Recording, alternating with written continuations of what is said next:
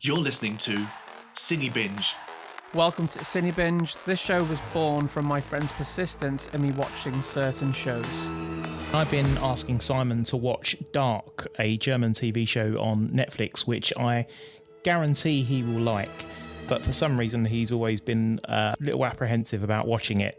So I said, I'll watch it if we can put a podcast around it. And this is that podcast. Welcome to Cinebinge, the spoiler-free deep dive watch-along podcast. My name's Simon. And my name's Andrew. And today we continue with Dark. And I've just watched episode 5, which was called Truths. And I guess we need to get the first question out of the way. Let's get the first question out of the way. Are you still watching the English version? I mean, there is an elephant in the room. I was having a conversation on Twitter about this, and I actually asked someone how they were watching it, and they were sort of saying that they prefer a certain way. But I ended up creating a poll on our Twitter feed to ask our followers how they're watching it, whether they're subbed or dubbed. And so far, it seems to be subbed are definitely winning. So if you are watching it with English dubbed audio, get your vote in, I'd say. So are you team dubbed, would you say? I am team subbed, not dubbed. I see what I tried to do there. Yeah, I watched it dubbed. Once you get used to it, I suppose it's like the same with subtitles. Once you get used to reading the subtitles, it's fine. But once you get used to the voices, and also I've already heard the voices as they actually sound, so I've got an idea what they sound like, do you know what I mean? So I don't have a problem with it being dubbed. I know you said they sound a bit video gamey. I think the performances are really quite good dubbed. I probably will go back and watch it with subtitles, perhaps, which that might indicate to you that I am starting to enjoy the show quite a lot. So, I mean, that doesn't come as a surprise to me because I kind of expected you to come to that conclusion by this episode. I was very confident in that fact. But on the subject of voices and so on, I think I've actually narrowed it down as to who is making me feel so unhappy with the English audio version, the English dubbed version. I think it's the actress that plays Charlotte, because I don't think I have a problem with anyone else except for her and perhaps the woman who gave the autopsy to Charlotte. But it seems to be Charlotte's audio that I seem to struggle with most. Everyone else I'm kind of not too fussed about, but her specifically is a problem. It doesn't necessarily bother me, but something that I've noticed, and that's that all of the other characters in the English audio dubbed version have American accents, as you would expect, given that it's been Americanized and so on. Except for one character who still appears to have an accent, and that's Regina Tiedemann, who seems to have a whiff of an accent. And when I actually looked it up, she's actually a German actress. So they've got an American audio for everyone else except for one particular character, which just makes her stand out more in some ways. What threw me a few times was when I told you how I was watching it, and you obviously thought, I'm just going to watch it as well in the dubbed version just to see, what it's like. And then as I'm watching it, I get a text from you saying, this is awful, dubbed is crap.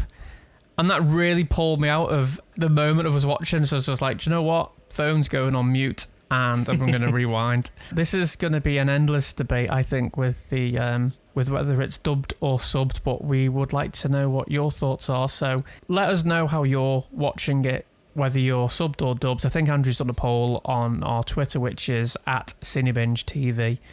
Which I'm not allowed to go near, which is fine. So this is the episode where, and let's just say, this is the podcast where we don't spoil anything in the future, but this episode will assume you've already watched it. So everything we talk about from now will be stuff that has already happened in this episode and episodes before. So that should give you enough time to either go away or stay with us. And I have a theory. Simon's theory. Are we going straight into the theory, straight out the blocks? Yes. Okay, go for it. No children are missing, right? The children who are missing all went back to 1986, and they are all characters that we are with now. Okay, that's interesting. So Eric, Oberman, Yasin, and Mads we're talking about here. Oh no, Mads disappeared way back, didn't he? So you're talking about specifically the people that are left from this. So please don't ask me to name who I think they are, because I won't be able to do that. This is just a theory, because in this episode, and just sort of confirm it if I'm right here, Mikkel, who went missing, is Michael. Yes, so that's pretty much jumping right to the end of the episode, but that is correct, yes. Okay, so, and Michael was the guy who hung himself, correct? Yes. And that's Jonas's dad. Yes. Right. So, Mikkel, because I wasn't sure if Mikkel was related to Jonas. He's not, is he? No, but right, okay. clearly he is now because of that. No, yeah. Because what I was sort of worried about, is that his brother? Because his brother is now his dad. Wow, that's weird. That's kind of that's something I thought at first, but obviously, that wasn't the case. So yeah, at that point, I was like, okay, and it was so obvious, and that's when I thought, this is why you've told me this show has got that rewatchable factor to it, because if it is everything that goes in a circle and it has stuff that has already happened is kind of in plain sight, then I can understand that. So that definitely is the end of the episode, and we'll talk more about that in detail. But that was, my mind did kind of blow up. But that's my theory, and that's my mind blown.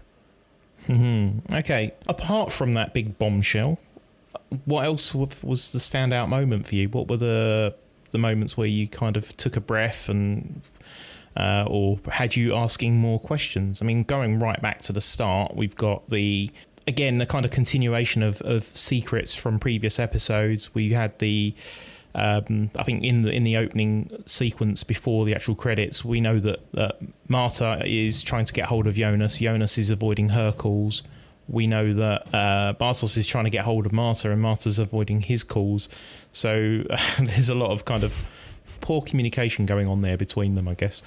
There's a bit of a triangle going on now, as opposed to a circle that we seem to be talking about everywhere else in the show.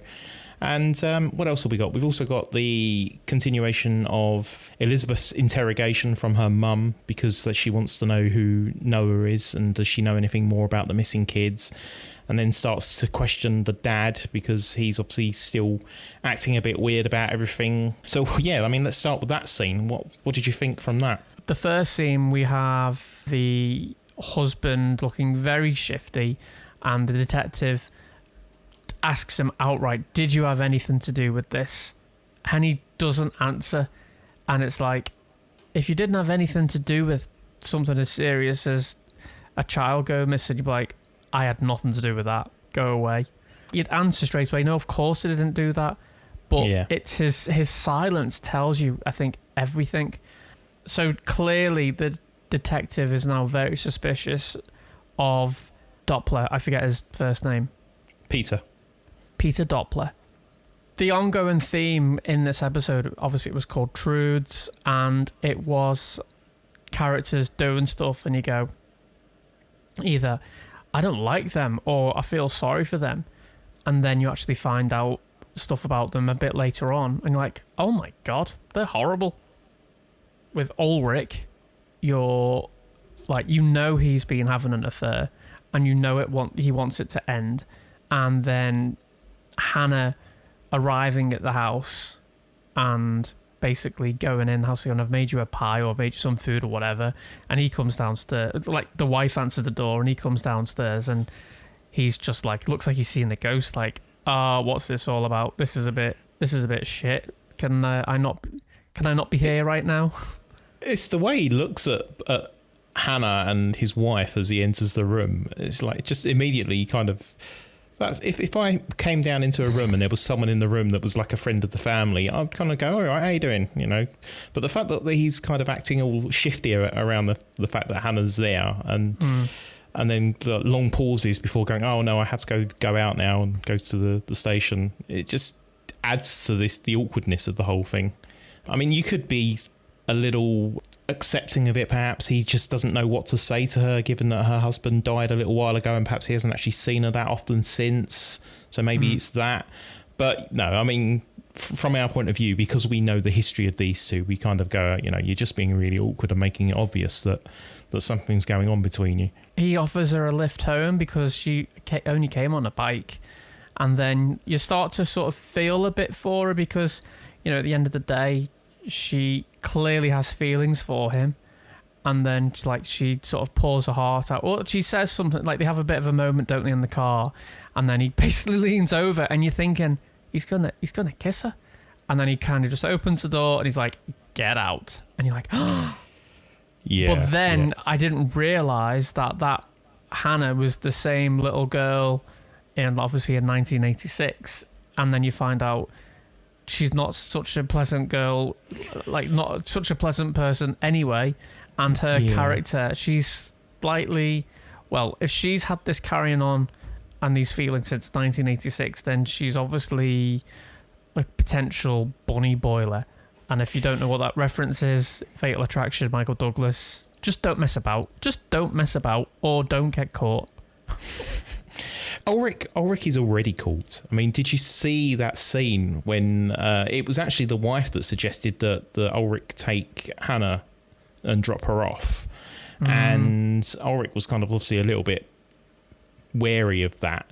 And then the wife gets up and gives Hannah a massive hug. And I could have sworn she basically smelled her. She sniffed her and then gave Ulrich this look. And that look said everything. That look to me was that she has smelt the perfume that she smelt on his jacket in the very first episode and recognises it. And just the look is, I know what you're up to. Yeah, he's in the shit, basically. Yeah. What does his wife now want him to do? Does she want him to be like, oh, listen, what does she want out of this now? Does she want him to be honest, and then, or does she just, is ignorance bliss? She does ask him outright later on, doesn't she? She does say, you know, are you cheating? And he says, again, there's a little bit of a pause, and then what makes you think that? And it's like, well, again, as you say earlier, wouldn't you just come out right with it and say, no, what the hell? Those little moments of silence are quite telling. That was one of the truths things that was going on. Now, in the previous episode, we were left with another child going missing, and we got to hear about a new character called Noah. And just going back to I'm going to go all over the place with this episode because I can't, stuff's just going in my head and I'm like, I need to ask you about it. So Noah, at first I think Noah is Doppler, and I think you probably thought that when you first watched this because it was like he's about the same height, he's got blue eyes. Does he wear a hat? I don't know if he wears a hat or not. And then obviously that wasn't true. I never thought that Noah was the dad because she would surely recognise her own dad if that was the case. Not if he's like covered up and stuff. But then I never expected to meet Noah so soon. I thought this is going to be, you know, they're going to drag this out. We're not going to find out who he is. Is his name Bartes? Bartos. Yeah. All right, so he gets a phone call from what he thinks is Eric's drug dealer and arranges to meet with this Noah. But do we meet Noah before that? I can't remember how it went. I know Mikkel met Noah, but I also noticed. All right, so we meet Noah, and he's a priest, and he's got a very Benjamin Linus vibe about him. Like, he seems a very manipulative character. I think this episode is sort of setting up the good guys and the bad guys. This is like Simon's Theory Part 2. So I think the guy with the beard in the hotel who sends off this package, which we will, we'll come to, I think he's a good guy. I think he knows what's going on, and I think he's got to do this to stop whatever Mr. Dark and Noah and all those are doing. I think he's trying to stop something, and they're a part of something bigger that's going on. What? I do not know. We're going to find loads of lost references because we all know now that's my favourite show. And I noticed, especially today, in the sound design, in Lost when it used to go to a flashback and it would have that sound when it would go to, well, it'd be like on the islands and it'd be like a and there was so much of that. And I was like, this is very like Lost now. In its theme, but in its execution, it was like, yes, they are very similar. Yeah, I think those transition sounds, you're right. I think they have to do something to make it clear when they're switching time periods as well as just scenes within a particular time. So they've obviously found different ways to do that. And in this case, it's that sound design is part of that. And I think it works. I think if you're paying attention, this is, again, why you kind of have to pay attention, because if you're not paying attention and you miss that kind of transition, you haven't just ruined potentially the scene that you've just ignored, but you're also potentially losing track of time. Literally, you're actually losing track of which time period you're in. So yeah, it's yet another reason why I've said all along you've got to really be paying attention to this show. Yeah. But it's interesting that Noah turns up and is a priest, because it does make me wonder if in episode 3, when Egon Tiedeman's talking to the farmer about his sheep, and the farmer mentions, I think he quotes something from the Bible, and then talks about how there is a new priest in town. So I wonder if that's the same guy. I wonder if Noah is basically the town priest who's just turned up.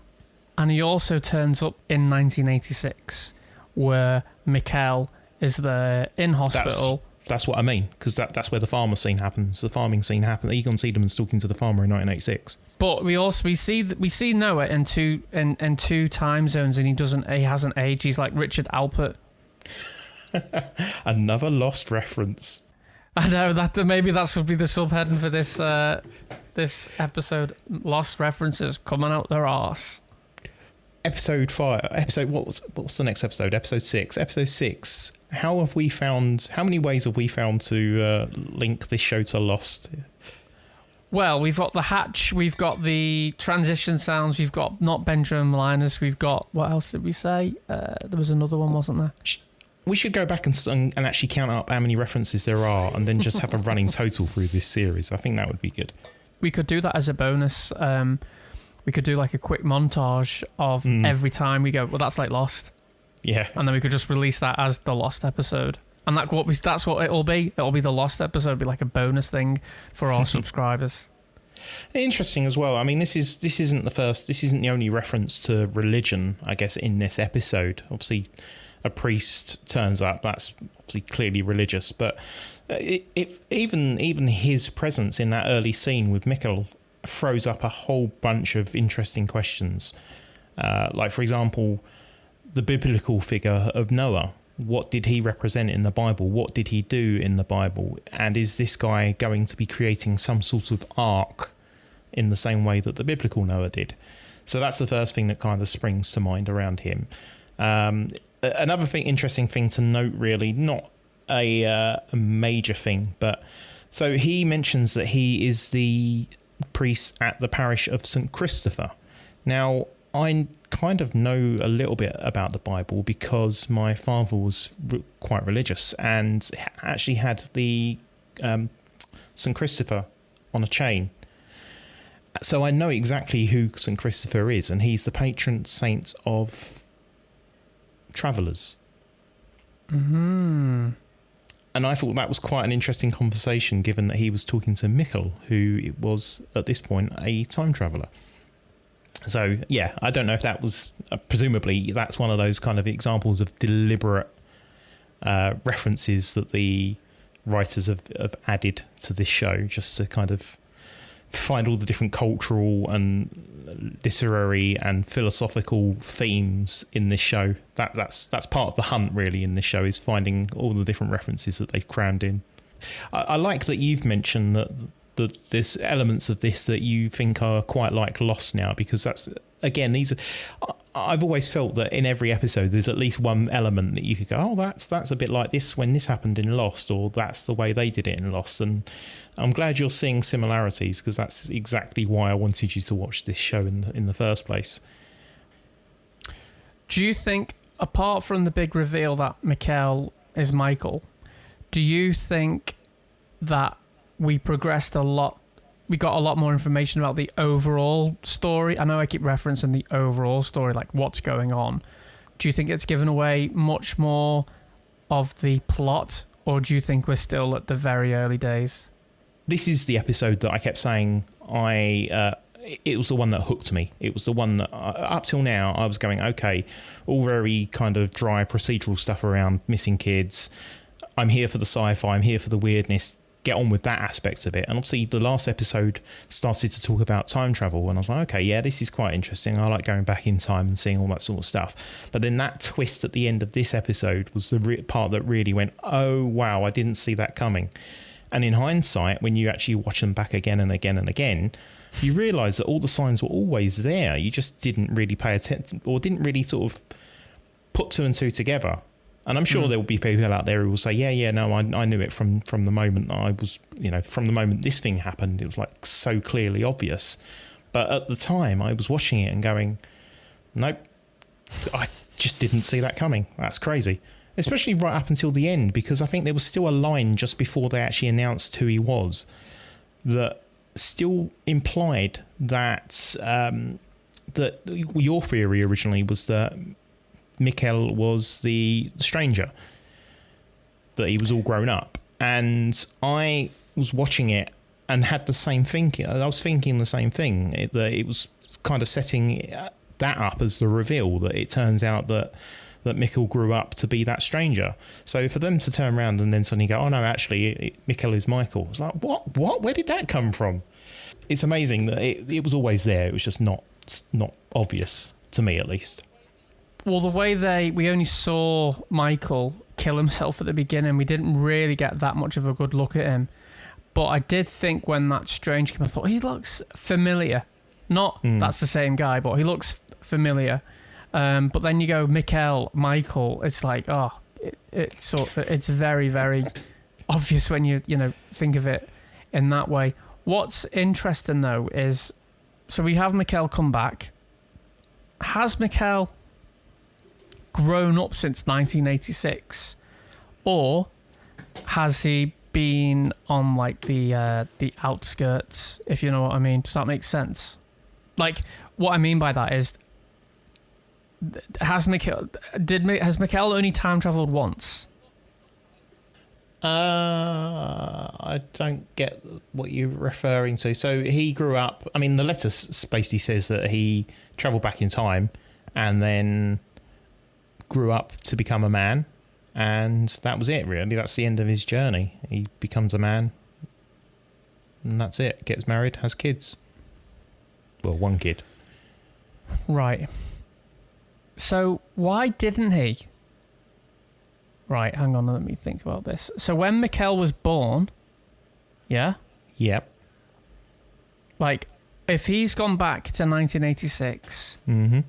He never moves away. He lives in the town.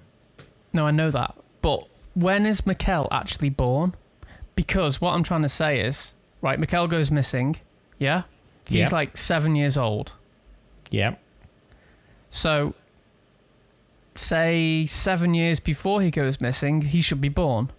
Yeah. Which would mean there'd be two Mikkels, because you'd have the child Mikkel growing up in the Ulrich Nilsson and Katarina Nilsson's household, and then you have adult Michael. Yes, that's correct. And if they bumped into each other, what would happen? Ooh, that's a good question. What would happen? Is it one of those time travel shows where it's the end of the world if they meet? Is it one of those kind of The many rules of time travel here. What would happen if they had met? What did Doc call it? Can you remember? Anyway, it's like something really technical. Paradox. Is it something to do with a paradox? Yeah, it's like a paradox, is it, or something? Anyway, I'll... This is what it is. The encounter could create a time paradox, the results of which could cause a chain reaction that would unravel the very fabric of the space-time continuum and destroy the entire universe. So would it cause a paradox? Obviously, you're not going to tell me that. Or maybe when they are bumping into each other, that's when we're getting all this electricity going crazy. Or like, maybe that's something to do with it. Maybe that's making all the electromagnetism stuff happening. Yeah, I don't know. But what I would say is, going back to Lost took 4 seasons before it even hinted at time travel. This is doing it in the 5th episode. To be fair, Lost had a different setup from the beginning. It was never about time travel. It was about this island and purgatory and all that sort of stuff was the original set of theories that were coming out of that. There was nothing really mentioned about time travel until later on, whereas this has always set its stall out to be about time travel. So it's a completely different type of show, really. It's just funny that there are so many different references and nods to a show that we loved, and now we're finding all these little moments of, oh yeah, that's a bit like when this happened in Lost. And yeah, and there will be more to come. There's guaranteed definitely more to come. If we start talking about Lost this episode, we'll end up being like 3 hours long. Maybe I'll do a rewatch with someone who's not watched Lost one day, but yeah, that'll be a long thing. So back to this episode. So what I also was sort of surprised within this episode was it's not really PG friendly. Yes, that was certainly something that I'd noticed. Although, to be fair, I mean, didn't the very first episode with Hannah and Ulrich start off that way as well? Well, it did, but they're adults. Like, I didn't expect, like, literally, well, they're kids, aren't they? Yeah, pretty much. Teenagers, yeah. And then, following on from that, Hannah, because she's upset and she witnesses something, she decides to go and tell the police that Ulrich, basically raped, is it Rachel? Katerina. Well, I don't know where you got Rachel from. I don't know. Still grasping the names. This so is we like heard Friends, that Hannah... when Ross mentioned Rachel at the altar. You've never seen Friends, have you? I haven't seen Friends. I've not seen one episode of Friends. I think that's something we need to watch as well. No, I couldn't do it. That's a show where it came out when I was in school back in the 90s, and I didn't watch like one episode of it. I think I missed it when it first came out, and that's right, it came out in the summer holidays, and then when I got back to school, everybody was like quoting it. I remember like friends of mine would be saying, "Oh, that's such a Joey line," and I'd just be like, "Oh no!" And then I remember being in like bars. This has been a long-standing thing, and a lot of my friends like, "I can't believe you don't like that show." But I'd be in bars and my friends would just be quoting the shit out of this show, and I stood there like, I want to try and watch it. So I tried to watch it, and then you know what I'm like for canned laughter. I don't like canned laughter. The only show that can have canned laughter and get away with it are shows like Only Fools and Horses, like proper old school British comedies when they actually did have an audience in the studio. And I know Friends did have an audience, but no way do people laugh when someone just walks through a door and says, "Hey," which I found that's the whole show. Someone walks through the door and the others say, "Hey," and then the other one says something sarcastic, and then the blonde one plays a silly song on a guitar. I'm probably going to get loads of hate for that, but I think you've just summed up pretty much every episode ever. Well, there we go. I could have wrote that show. Comedies is subjective. You know, my favourite show is Curb Your Enthusiasm. A lot of people are like, "Oh, I don't like Larry. He's horrible. He's no funny. He's so annoying." And I'm like, I agree with everything that man says. I don't really. I'm all right. Anyway, so how did we get on to Friends from that? That's a very good question. It was your fault because I said Rachel and then you said something about someone at an altar. Yes. So Katerina, basically, she isn't raped, but Hannah goes to the police. Well, first of all, she tells her dad, and then the next thing we see a scene where Hannah's telling the policeman who doesn't like Ulrich as it is, so he's like rubbing his hands together like, I can't wait to arrest this prick. And then so we see a real dark side to Hannah, that, you know, she's accusing someone of something that's really bad, unless you know, unless she's right, and that's, well, we didn't see much, but we know that at the beginning of the episode, or sort of near the beginning, Katerina and Ulrich, they had a very weird conversation about, let's just do it. But I don't want kids. I don't want AIDS and kids. I don't want the AIDS, and I don't want kids. And he's AIDS at the time was a massive deal, wasn't it? In terms of it was in the news a lot, and it was absolutely massive. So that was probably why that was one of the things that she mentioned. So Hannah accused Ulrich. The sergeant arrests him, or whatever he is. Is he a sergeant? Well, let's say he's a sergeant. So that tells us an awful lot about young Hannah. Older Hannah, she does say, I'm not going to just leave this to Ulrich about the affair. And she doesn't mean like, I'm going to get with you. You don't want to mess with this type of person. Yeah, I think she's going to burn the place to the ground, isn't she? If she can't get her own way and stay with Ulrich, then you dread to think what she's going to do in terms of splitting Ulrich up from his family. And going back to how I said this show should be called like U-Turn, at one point I felt sorry for her. I was like, oh, I feel sorry for her. Like, she obviously really likes this Ulrich guy, and you know, the older girls just like, they make a bit of fun of her and stuff. And then she's talking to Mikkel, and she's like, do you think I'm pretty? And I'm like, ah. And then half an hour later, I'm like, little bitch. Yeah, I mean, I know what you mean. There's that scene in the school where Ulrich and Hannah are talking, having a moment. Did you recognise the film that Ulrich was talking about from the line that he quoted? What did he say? The line that he quoted, what was the line? When we grow up, our hearts die? Not Blade Runner. No. Is it some teeny thing? Is it like a John? All right, so I'm gonna guess it's something like 16 Candles. You don't know how close you are there. The Breakfast Club. The Breakfast Club. There you go.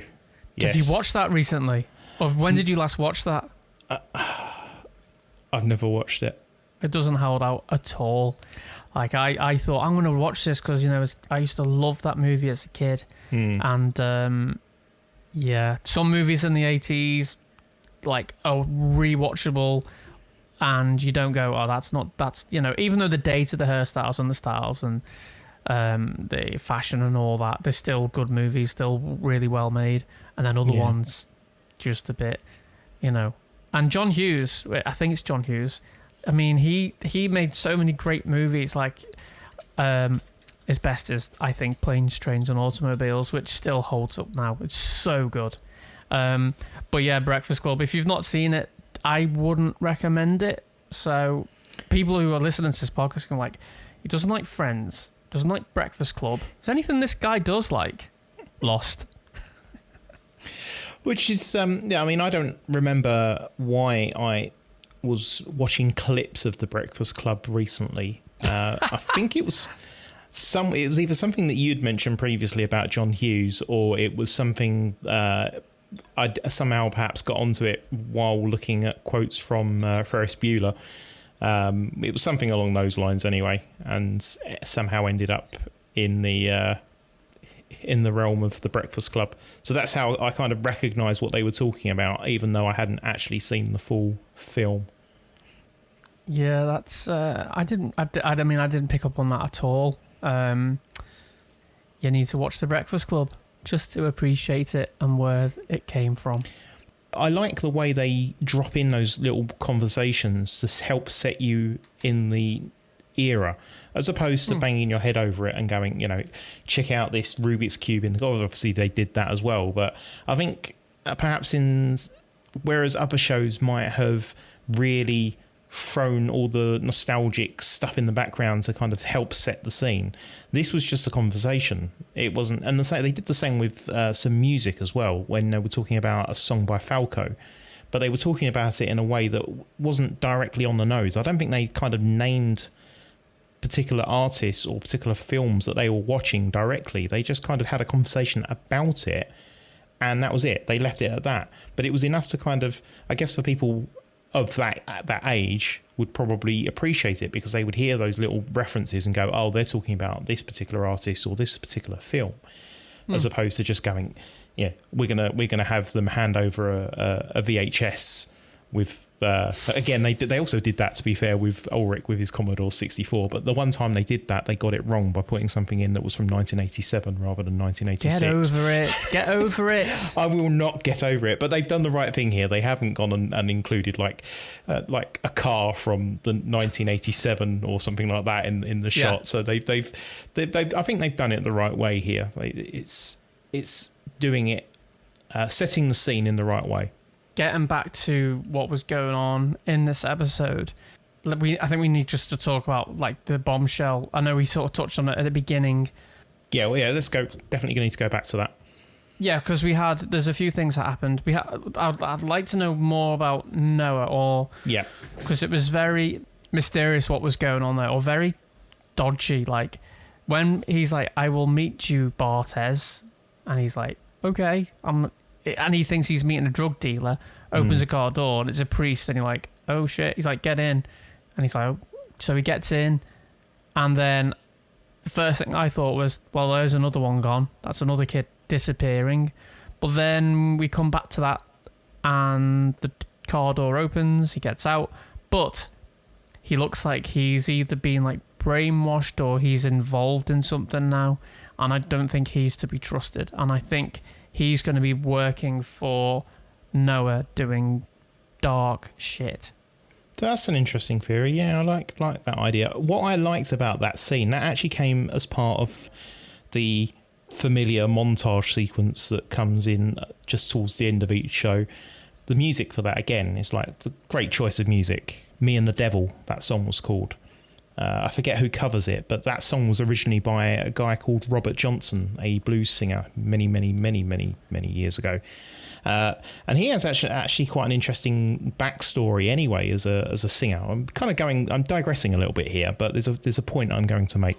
So Robert Johnson was a blues singer who was a fantastic guitarist, and I'd say legendary. You know, if you sort of look at any of the great guitarist players of like people like Eric Clapton and so on, and they all refer to Robert Johnson as being like the best ever. But the interesting thing about his story is he died quite young. I think he might have actually been one of the first examples of somebody dying at age 27, the infamous 27 Club. And the legend around him is that he sold his soul to the devil for fame. That he was an average guitarist who sold his soul to the devil in exchange for the ability to play the guitar like no one else on this world. As a consequence of that, he rose to fame, died early, and that was it. That was the legend cemented. And there's only 3 photos of him in existence. That's how sort of mysterious his life is, really. But the interesting thing is that legend of selling your soul to the devil. I think he actually obviously had this song, Me and the Devil, and I think there was a song about Crossroads as well, which is all kind of linked into the legend of Faust, which is a legend about a man selling his soul to the devil, meeting the devil at the crossroads and selling his soul. So it all kind of ties in with that. And so I'm going to split off a little bit here, because Goethe's Faust is considered one of Germany's best literary works. And the author, Goethe, was actually mentioned in the previous episode when the teacher was talking to the class and Magnus walks into the class and sits down, and the teacher says, "This isn't your class," and he goes, just carry on. And he's talking about one of Goethe's work. So there's kind of a link there with the author and now kind of Faustian legend. The music that they've chosen, again, is probably specifically chosen because it kind of ties all of that together. So it was quite nice the way they did that. But also the line in that particular track, when the scene comes around to the point where Noah drops Bartos off and he closes the door, the line, "Me and the devil walking side by side," just as he exits the car. And I kind of went, Right, okay. So are we talking... is Noah like being painted as the ultimate bad guy here? Again, this episode has quite a lot of religious content in it, really, underneath the surface. Obviously, you can't get more religious than a priest, but the way they're setting him up is that he's no priest. He's basically the devil in disguise, as it were. So it's quite an interesting, the moments of those kind of connections they made through the music and the previous mentions of certain authors, and it all kind of ties together, and you do kind of wonder what Bartos is getting himself into. Yeah, he's definitely getting himself into more than just drug dealing. Like, that's become very clear. And I did pick up on that line. It's funny, that's the only line I heard in the song, but I thought, okay, that's interesting. This is what this show is doing very well. It's picking songs that have been made like years before, or they haven't been made specifically for this show, and it's genius the way they get them to tie in with what's going on. So going back to Noah, he definitely has a Damien Thorne vibe. Like, you know, he could be Sam Neill, who was played Damien in The Omen 3. He just looks very creepy, but I don't know if he's just in disguise, thinking, right, what should I dress as to fool people to like think I'm not the devil? What about a priest? Let's do it. I'll be a priest. Well, it certainly added an extra mystery to this episode, I think, in that we've done all the other aspects of sci-fi and time travel. I know, let's throw religion into the mix and make you wonder if it's the devil involved in some way. So I think they're keeping you on your toes at this point with just throwing a few different ideas out there to see what theories people will come up with. Yeah, and I think this show overall, it's not going to give you an answer. Like, this is the end, this is what it is all about. I don't think it's going to be like that. I think it's going to be like a jigsaw. Going back to what happens in this episode towards the end, before all that, we hear about this parcel, this package that has to be sent at this specific time to this specific place, and it's being sent to Jonas. In that package is the suicide letter, and also a strange like light bulb object. First thing I thought was I would like one of them because I like lights and it looks cool. Looks like a cool gadget, but I don't think I can buy one on Amazon. I'll try. So he gets this stuff, and I think that's going to be some sort of a defense weapon or something like that. It's something important, because why would he be sent it? So the stranger, he sent Jonas this package to tell him that, to give him this device, and also to let him know that his dad was Michael. Yes, he's basically helping Jonas fill in the blanks by going, oh, here's a letter from your dad. Presumably it's the same letter that the old lady had been reading early on in one of the episodes where she started bursting out crying. I think it was that episode 1? Yes. Yeah. So it's either a copy of that letter or it's the same letter. Right. Which makes me believe then the stranger isn't this bad guy. We thought he was going to be a bad guy. And it's him who says, you need to tell me about time, to the scientist-looking guy, who I think we've seen twice now. Yeah, I think that's it. I think we saw him on TV at one point in, when they were in the room with the chair, the deaf chair. And I think he's talking to somebody. He's on the screen at that point. I have another theory that's just, I think the person who's obviously, we think now the stranger's a good guy, I think that is going to be Mads, who went missing originally. Don't have to confirm it or deny it, but that's what I think. Yeah, okay, yeah. Or it could be Yasin, or Eric, or somebody else that is actually literally a stranger. Who knows? Well, we'll find out, I'm sure. Right. Is there anything else that I've missed or that you want to talk about with this episode? Not so much this episode, but I mean, I'm glad that you've kind of referred to some of the things that this is probably. I was going to say it's probably my favourite episode of the season. It's certainly the episode that had me hooked, and I'd like to know if it's got you hooked now in the same way. Are you now invested? Are you ready to watch the whole thing? I am invested with this now, and it's starting to really like put a grip on me. Now that you've actually seen this episode, I can start talking about stuff that's happened in earlier episodes that I've noticed in the past, and I've got, if only I could mention that. So season 1, episode 2, when you see Jonas talking to his mum when the lights are out, and they're in the kitchen waiting for the power to come back on, and Jonas is asking her if she misses Dad, and Hannah says, I miss the idea of him. And he also asks her, like, do you think he had a secret? And she asks, who? Like, Mikkel. And he goes, no, Dad. Because the pause, the timing of it, I think they were previously talking about Mikkel, so it seemed to make sense. This question kind of comes out of nowhere. Now, at the time, you just assume that that's like, you know, conversations when you kind of have a thought in your head and then you blurt out a question and the other person's kind of not following the same line of thinking and wonders where so that you can understand why there's this confusion in the conversation, and you don't think anything of it. But obviously later on, when you get to this episode and you find the revelation that Mikkel is Dad, that line where he goes, Mikkel? No, Dad.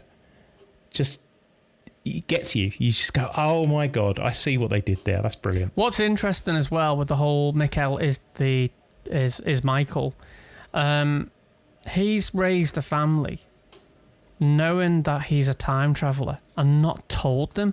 Why wouldn't he not tell them? Because you imagine if you were a time traveller and you could, you know, prove it, you could sell your story to the, you know, you could be like Biff in Back to the Future too. You could be absolutely rinsing it.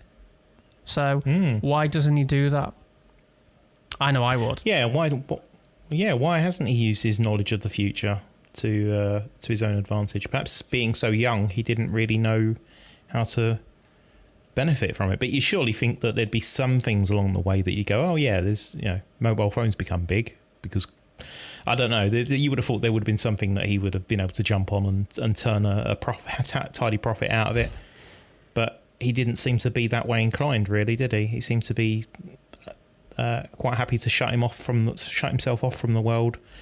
I mean, they allude to in that episode actually about how he probably had, obviously, the fact that he committed suicide suggests that he had mental health issues. So perhaps it was just assumed that the reason that he didn't go down that route is because he just didn't have the, not necessarily the interest to do that, but there was bigger things going on in his head at the time that he couldn't really process it. I don't think he killed himself for mental health reasons. I think he's done that to protect his family in some way. I don't know why, but that's the sort of feeling that I'm getting from that now, especially after we have that revelation. It's just going to be interesting how this all resolves itself. So at the very beginning of when we started to do this, I had a particular episode in mind where I thought that if you reached this particular episode, I could almost guarantee that you would be hooked and you would be there would be no going back, basically. And so this was the episode that I was referring to. So now that you've seen it, are you invested? I would say I am invested for a few reasons. First, because we're doing a podcast. I never give up on something once I start. If you listen to the first episode of the podcast, you know exactly what I'm talking about. Cats. And yeah, it's a show that I'm enjoying. I'm still looking forward to know a lot more what's going on to be in your shoes now. One of the things that really annoys me is when people say, like, you say you're watching a show and they go, I wish I could be in your shoes, just watching it for the first time, just reliving it. And I'm like, no, I like to know what's happened and then I can enjoy it, because at the moment I'm like in that sort of state of what the hell. So yeah, I am enjoying it. I am invested. I have no idea where it's going to go. I just, I don't have any inclination to anything apart from cloning, devil worshipping, time travel, lots of Lost references. So where do we go from here then? What can you possibly... tell you what, tell me what the episode title is, and maybe I can try and guess what's going to happen. Well, the next episode is actually Latin. So unless you know a bit of Latin, you're not going to know anything. I'm fluent. At all. I'm fluent in Latin. Okay. Go on. Should we go for it? Go for it. Sic mundus creatus est. Thanks again for listening to this week's episode of Cinebinge. Thanks again to Andrew for joining me and shining some light on this show. Dark, no pun intended. Make sure you follow us on the social medias. For Twitter, it is at Cinebinge TV. And for Instagram, it's just Cinebinge. We're really trying to build this podcast, and we really appreciate all the feedback that you've been given myself and Andrew. It's really cool. I hope you enjoyed it, and we will see you at the next one. Boom, done.